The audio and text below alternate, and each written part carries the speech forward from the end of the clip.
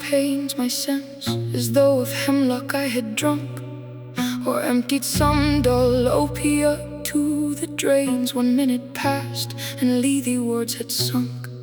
'Tis not through envy of thy happy lot, but being too happy in thine happiness, that thou light-winged Dryad of the trees, in some melodious plot of beechen green and shadows numberless, singest of summer in full-throated ease. Oh, for a draught of vintage that hath been cooled a long age in the deep delved earth, tasting of Flora and the country green, dance and Provençal song and sunburnt mirth. Oh, for a beaker full of the warm south, full of the true, the blushful Hippocrene, with beaded bubbles winking at the brim and purple stained mouth, that I might drink and leave the world unseen, and with thee fade away into the forest dim. Fade far away, dissolve and quite forget what thou among the leaves hast never known. The weariness, the fever and the fret, here where men sit and hear each other groan, where palsy shakes a few sad last gray hairs, where youth grows pale and spectre thin and dies, where but to think is to be full of sorrow and leaden-eyed despair, where beauty cannot keep her lustrous eyes, or new love pine at them beyond tomorrow.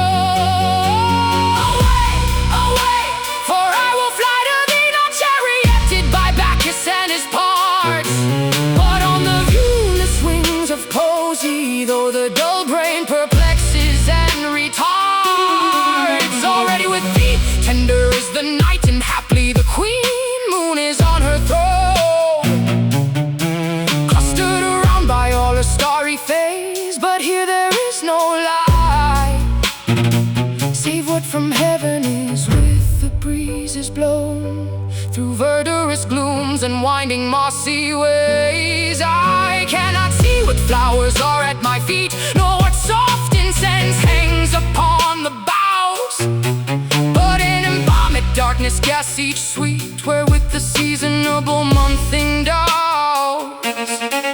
The grass, the thicket, and the fruit tree wild, white hawthorn and the pastoral eglantine, fast fading violets covered up in leaves, in mid-May's eldest child.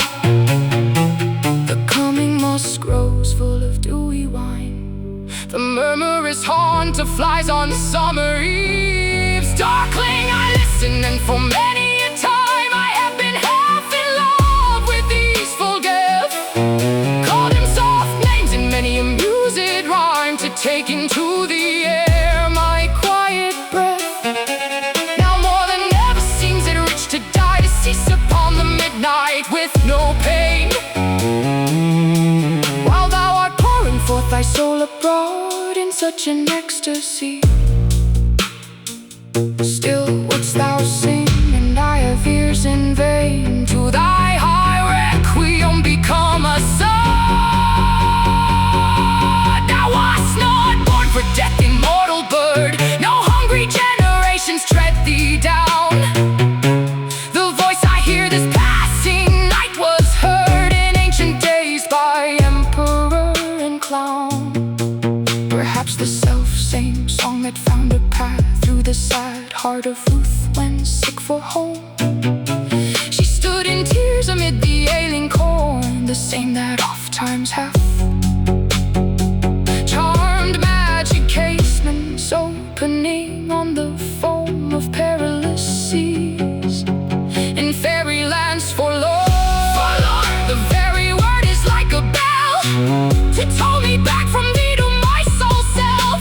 Adieu, the fancy cannot cheat so well, she is fain to do, deceiving elf. Adieu, adieu, thy plaintive anthem fades past the near meadows, over the still stream, up the hillside, and